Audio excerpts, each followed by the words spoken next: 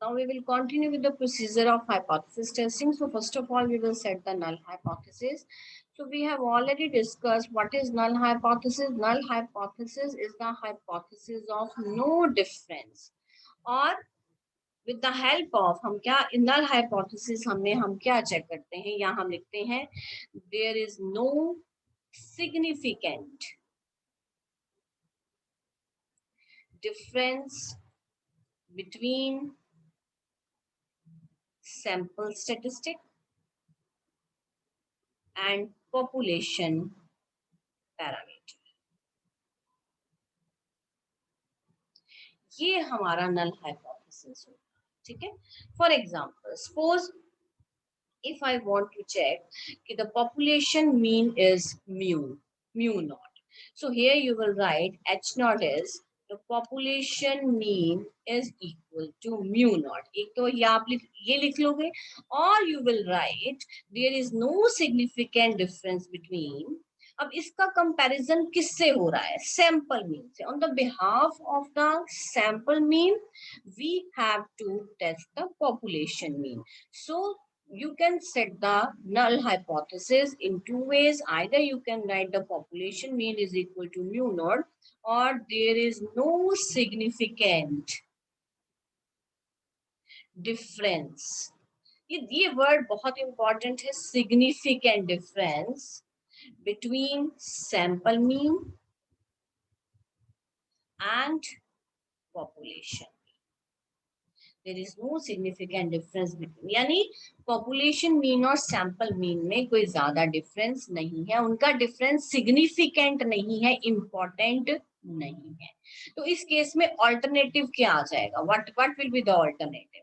So alternative will be तो population mean अगर सिर्फ एक हमने लेना है that is not equal to mu not. और अब यहाँ पे क्या लिखेंगे हम? यहाँ पे लिखा there is no significant difference, और यहाँ पे और करके लिखेंगे there is a significant difference. बेटा you may write here there is a significant difference. I'm stating you will write there is a significant difference between sample mean and population. It means estimated value. Sample mean जो है this is called the estimated value of the population mean. ठीक है जी. We can write here expected of x bar is equal to population mean. So we can say that the average value of the sample mean is equal to population mean. So estimated जो value है वो sample mean नहीं है, that is the population mean. So there is a significant difference between the sample mean or population mean, right?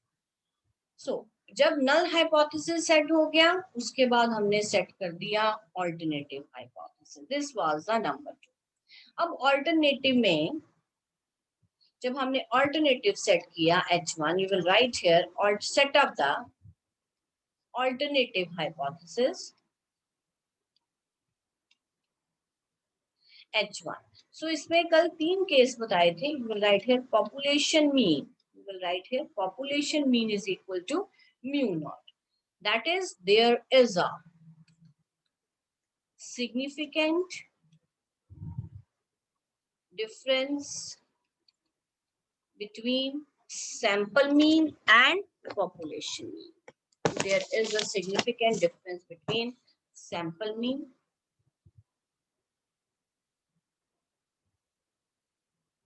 and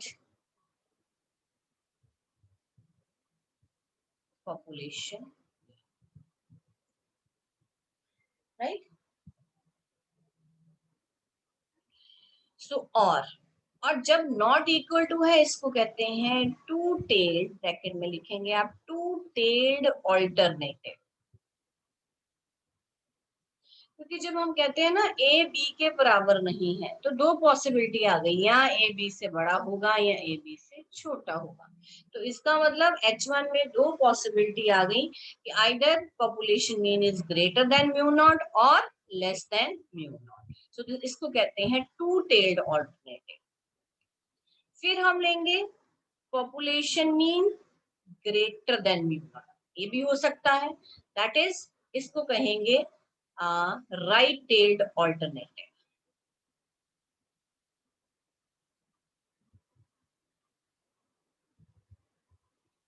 right. और ये सारे इकट्ठे नहीं सेट होने बेटा, इनमें से या ये होगा या ये होगा या ये होगा, या नॉट इक्वल टू होगा या ग्रेटर देन होगा या लेस होगा।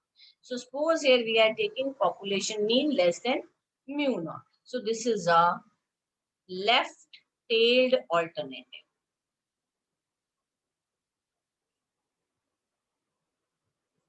सो इससे पता चलेगा कि हमने टेस्ट कौन सा लगाना है। अगर हमारा ऑल्टरनेटिव टू टेल्ड आ रहा है तो हमने जो टेबल वैल्यू देखनी है वो टू टेल्ड टेस्ट की देखनी है। अगर हमारा ऑल्टरनेटिव राइट टेल्ड आ रहा है तो हमने राइट टेल टेस्ट की वैल्यूज देखनी है। And if we have left tail test तो हमने लेफ्ट टेल टेस्ट की वैल्यूज देखनी है। Is it clear? So this will vary in all, ये chi-square, t-test, f-set और सब में बेटा this will vary. So now, so this is the concept of alternative hypothesis and null hypothesis. Now the third is set up the level of significance.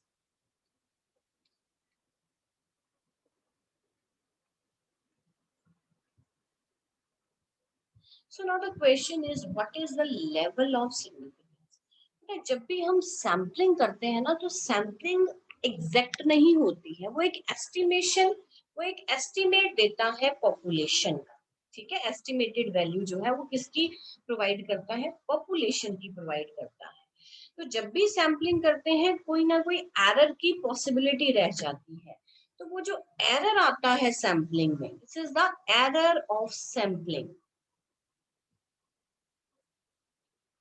इसको हम कहते हैं level of significance. ये pre defined होते हैं, ठीक है, और उसको हम डिनोट करते हैं अल्फा से। The level of significance is denoted by alpha, and alpha it is the probability of, it is the probability of critical region. So alpha is the probability of critical. अब नया शब्द आ गया इसमें भी, ये critical region क्या है? So critical region वो region है, critical region is that region in which null hypothesis is rejected when it is true. Critical reason वो रीजन है जहां पे नल हाइपोथेसिस जो है, हाइपोथेसिस रिजेक्ट हो गया। हमने क्या माना था पीछे? हमने माना था पॉपुलेशन मीन कितना है, म्यू नॉट है, ये हमारा नल हाइपोथेसिस था। ठीक है, मैंने टेस्ट लगाया, टेस्ट के बाद कंपैरिजन हुआ टेबल वैल्यूज के साथ और कैलकुलेटेड वैल्यू के साथ, तो हमारा आ गया नल हाइपोथेसिस क्या हो गया? रिजेक्ट हो गया। व्हेन इट इज ट्रू, इसका क्या मतलब है? हम मान के क्या चले थे कि ये होल्ड हो रहा है। नल हाइपोथेसिस क्या कह रहा था कि पॉपुलेशन मीन इतना है, फिर भी हम उसको चेक कर रहे हैं, हमने मान लिया कि कितना है, म्यू नॉट है। So it is the region in which null hypothesis is rejected when it is true, right? So level of significance जो है वो predefined होता है, ये हम लेते हैं 5% और 1%। ठीक है जी, बहुत किसी केसेस में 10% भी ले सकते हैं क्योंकि इनकी टेबल वैल्यूज आपको पीछे मिल जाएंगी। So alpha 5% level of significance, 1% level of significance और 10% level of significance. So 5% का मतलब क्या हुआ? अल्फा इज इक्वल टू 5% मतलब 0.05। ठीक है जी, if you are taking alpha is equal to 1%, it means this is 0.01. So if alpha is equal to 10%, it implies this is 0.1. So before applying any test, we have to define कि हमने level of significance कितना लेना है। मतलब it is the probability of rejecting the null hypothesis when it is true. ये इसके बिना question जो है वो सॉल्व नहीं होगा। और ये क्या बताता है, क्योंकि सैम्पलिंग में एरर की पॉसिबिलिटी आती है, ठीक है जी। अब एरर हमने ये 100% है, पूरा 100% सैम्पलिंग हुई, ठीक है जी। और हमने क्या किया, हमने इतना एरर सोच के चला, भी इतना एरर तो सैम्पलिंग करते करते पॉसिबिलिटी हो सकती है, आ सकता है। सो this is this must be choose before calculating the step. अब सपोज करो, एक एग्जांपल देती हूँ आपको। सपोज करो हमने घड़े बनवाने हैं, ठीक है जी। आप जो है गए हो कि आप घड़े बना दो हमारे, आपने 100 घड़े बनवाने, ठीक है। अब बेटा घड़े बनाते बनाते वो जो जिसने बनाने हैं टूट भी तो सकते हैं कि नहीं? इज इट पॉसिबल और नॉट? It is possible. तो इसका मतलब ये हुआ कि उसमें कोई ना कोई एरर की पॉसिबिलिटी है। तो जो मैंने कहा अभी, अगर 5 घड़े टूटते हैं, then I will not I will do the complete payment, ठीक है। मैंने कहा अगर 5 घड़े टूट जाएंगे तो मैं पूरी पेमेंट करूंगा, अगर इससे ज्यादा टूट जाएंगे तो फिर पेमेंट नहीं होगी। तो उसमें एरर कितना, हम कितनी पॉसिबिलिटी लेके चले, 100 में से 5 मतलब 5% लेके चले, और 95% पॉसिबिलिटी है कि घड़े नहीं टूटेंगे। सो एरर, सैम्पलिंग बिना एरर के नहीं हो सकती, राइट। सो आगे, after setting the level of significance, so level of significance को, अब मैंने कहा अभी अगर बेटा ये टूट जाएंगे, अगर ये टूट जाते हैं तो it means I will not, 5 से ज्यादा अगर टूटेंगे तो इसका मतलब I will not give you the complete payment. तो अगर 5 टूटते हैं then I will give you the complete. तो ये रिस्क में आता है। सो लेवल ऑफ सिग्निफिकेंस क्या होता है? रिस्क होता है, ठीक है। It is the risk, so you can write it is the risk of concluding, alpha आप यहाँ पे लिख लो, alpha is equal to 5% is the risk of concluding that a difference exists when there is no actual difference. So इसको मैं null hypothesis के साथ correlate करती हूँ, तो सिर्फ एक जनरल आपको एग्जांपल दिया कि अगर अल्फा 5% चूज कर रहे हैं तो it is a kind of error, it is a risk of concluding that a difference exist when there is no actual difference. हमने h नॉट सेट किया mu is equal to mu not, यानी यहाँ पे difference exist नहीं कर रहा, no difference exist, ठीक है जी। या हमने कहा, देखो नल हाइपोथेसिस दो तरह से भी सेट किया, population mean is equal to mu not, और there is no significant difference between sample mean and population, ठीक है जी। तो अल्फा 5% क्या इंडिकेट करता है? इस रिस्क को इंडिकेट करता है कि दोनों में डिफरेंस एग्जिस्ट करेगा, ठीक है जी। So it indicates that, it indicates a risk concluding that there is a difference, ठीक है जी। डिफरेंस बेटा सिर्फ मैं यहाँ पे मीन क्यों ले रही हूँ, यहाँ पे हम स्टैंडर्ड डेविएशन भी ले सकते हैं, वेरिएंस भी ले सकते हैं। सो वो टेस्ट टू टेस्ट जो है वो वेरी करेगा। So this 5% level of significance, which is a risk, which is an error, which concludes that there is a difference between sample mean and population, right? और कब? When we assume that it is true, even when we assume that it is true, हम मान के क्या चले हैं कि ये दोनों बराबर हैं, लेकिन ये जो 5% एरर है ये बताएगा कि दोनों के बीच का डिफरेंस फिर भी एग्जिस्ट करता है। Is it clear? So alpha, alpha आपको बताया प्रोबेबिलिटी ऑफ रिजेक्टिंग, देखो probability of rejecting of null hypothesis.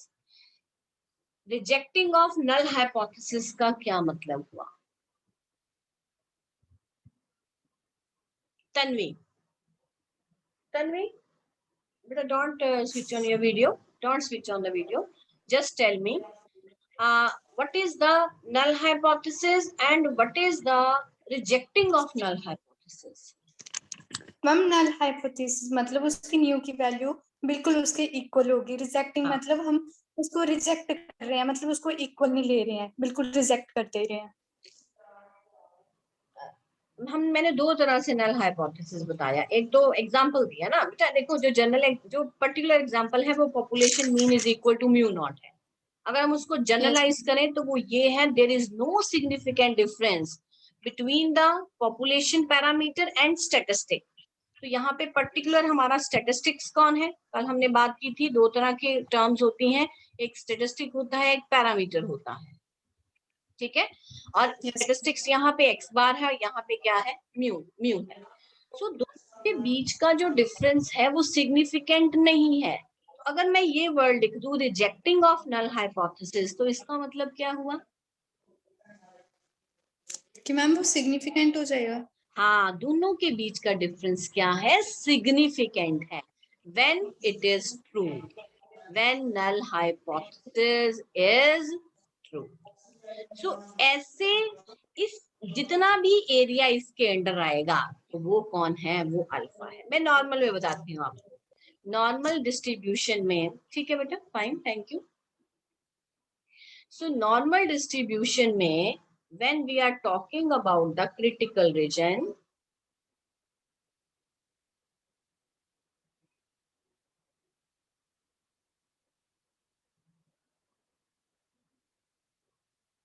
so you know the graph of it is a bell shaped curve.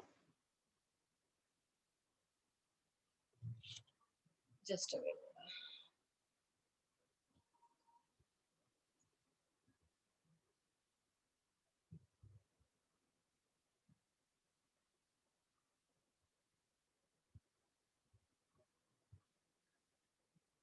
Yes. So minus infinity to infinity, here z is equal to 0. Alpha आपको बता रही हूँ ये है, ये दोनों तरफ भी हो सकता है, ये एक तरफ भी हो सकता है, ये दोनों तरफ भी हो सकता है। तो सपोज करो हम एक साइड पे ले रहे हैं, तो ये कौन सा रीजन है? ये क्रिटिकल रीजन है, ठीक है। क्रिटिकल रीजन कौन सा है? जहां पे नल हाइपोथेसिस रिजेक्ट हो जाता है, इसको हम लिखते हैं रीजन ऑफ रिजेक्शन। तो बाकी सारा क्या बना? रीजन ऑफ एक्सेप्टेंस, ठीक है जी। तो हम 5% ये सोच के चल रहे हैं कि हमारा नल हाइपोथेसिस रिजेक्ट हो जाएगा, तो इसकी probability area under curve alpha, this is 0.05।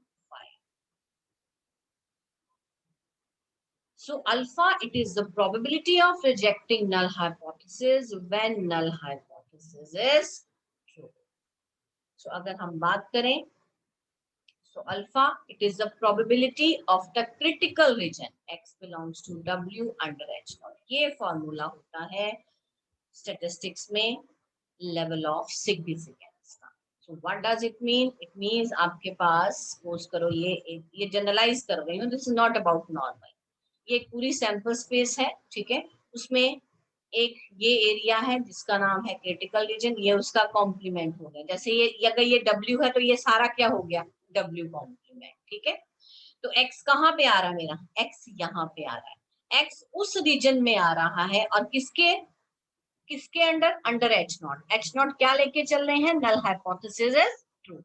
तो ऐसा एरिया जहां पे null hypothesis reject हो जाए, when we assume that it is true, that area comes under level of significance, that is called the level of significance. So जब भी पूछा जाए आपको what is alpha, so alpha is the probability of the critical region, that is it is the probability of rejecting of null hypothesis when it is true, right? So this is all about level of significance. Suppose करो किसी question में उन्होंने कहा test at a level of significance 5%, test at a significance of 1%, test at a significance of 10%. So alpha you will take 5%, 1% or alpha 10%. अगर कुछ भी नहीं लिखा, test at a level of test this check the significance of this result, तो you can take, हम particularly in general हम alpha कितना लेके चलते हैं, जब कोई भी हमें पर्टिकुलर नहीं दिया then we will take alpha is equal to 5%. Is it clear? So the first step was to set up the null hypothesis, that is there is no significant difference between the sample statistic and the population parameter. दोनों के बीच में कोई फर्क नहीं है. क्यों नहीं है? क्योंकि हम estimate कर रहे हैं population को on the basis of sample. Then we will set up the alternative hypothesis which states that there is a significant difference. Then we will take the level of significance which shows the risk of rejecting null hypothesis when null hypothesis is true. And next is the test statistic. So that will vary according to what test we are doing. We are doing Z test, we are doing T test, we are doing F test और we are doing chi-square test. ये value जो है जब हम Z test की बात करेंगे तो इसका Z is equal to आएगा. When I will talk about T test तो T is equal to में फॉर्मूला आएगा. Then F is equal to, then chi-square is equal to. इसमें से ये है large sample test. This is a large sample test. ये दोनों है small sample test. और लार्ज सैंपल टेस्ट के लिए n की वैल्यू 30 या 30 से ज्यादा होगी. स्मॉल सैंपल टेस्ट में n की वैल्यू लेस देन 30 होगी. काई स्क्वायर में जो हम n लेते हैं वो काई स्क्वायर ना स्मॉल में आता है ना बहुत लार्ज में आता है. So particularly this is a large sample test and this is a small sample test, and we already know that these t-test follows normal distribution. ठीक है, as n tends to infinity. We have already done this, follows normal distribution as n tends to infinity. तो जब हम table value पीछे देखेंगे, क्योंकि बेटा ये टी टेस्ट और F test degrees of freedom पे डिपेंडेंट है, तो पीछे when we will see the tables, तो टेबल्स जो है वो 29-30 तक दिए हैं, उसके आगे नहीं दिए हैं. और अगर जब आप क्वेश्चन टी टेस्ट का कर रहे हैं, एफ टेस्ट का कर रहे हैं, लेकिन आपकी वैल्यू एन की जो है वो 30 से ज्यादा हो गई, तो उस पे हम टी और एफ का टेबल नहीं देखेंगे, फिर हम जेड का टेबल, टी टेस्ट अप्लाई करेंगे लेकिन टेबल किसका देखेंगे? जेड का देखेंगे. Is it clear? So you have to remember Z test is a small sample, is a large sample test, and T and F are the small sample test. So after that, after calculating, so ये जो Z, T, F आप calculate करेंगे, जो test statistics लगाएंगे, इसका नाम क्या है? Test statistic. okay? और chi-square. ये एक जनरल आपको इंफॉर्मेशन दे रही हूँ क्योंकि सारे के सारे टेस्ट में एक ही प्रोसीजर फॉलो होना है, राइट? सिर्फ ये वेरी करेगा और टेबल वैल्यू वेरी करेगी. सो जेड, टी एंड एफ, ये जो स्टेटिस्टिक्स इसको कहते हैं, जो भी आप कैलकुलेट इसको कहते हैं calculated value of Z, T, F और chi-square. ठीक है? जो टेबल वैल्यू है, टेबल वैल्यू और सिग्निफिकेंट वैल्यू, ये सारे नाम हैं. और क्रिटिकल वैल्यू, और क्या है? Critical value. इसको डिनोट करते हैं इस तरह से, Z alpha, T alpha with n degrees of freedom, F alpha at n1 n2 degrees of freedom, chi-square alpha at n1 n1 degrees of freedom. ठीक है जी? इसमें डिग्रीज ऑफ फ्रीडम नहीं होती. सिर्फ एक सैंपल है जिसमें डिग्रीज ऑफ फ्रीडम को यूज नहीं करते, that is the large sample. So इसका अल्फा, अगर आप अल्फा चूज करते हो 5%, तो अल्फा आ गया 0.05। It means you are checking the value of, this is the calculated value of z at 5% level of significance। ठीक है जी। सपोज करो आप अल्फा यहाँ भी 0.0 और सपोज करो डिग्रीज ऑफ फ्रीडम आप 12 लेते हैं, then this is the critical value, significant value or tabulated value of t at 5% level of significance and for 12 degrees of freedom. Here if you are taking 0.05 and degrees of freedom are 7 and 9, so isko kahenge the tabulated value, significant value or value of f at 5% level of significance and for 7 and 9 degrees of freedom. If you are taking here 10 and alpha is again 0.05, so this is the critical value of chi-square at 10 degrees of freedom, right? So this is all about the procedure, and the last step that we are left with the conclusion. So we will compare the calculated value with the tabulated value, right? So we will continue the last step tomorrow. I hope the point is clear to all.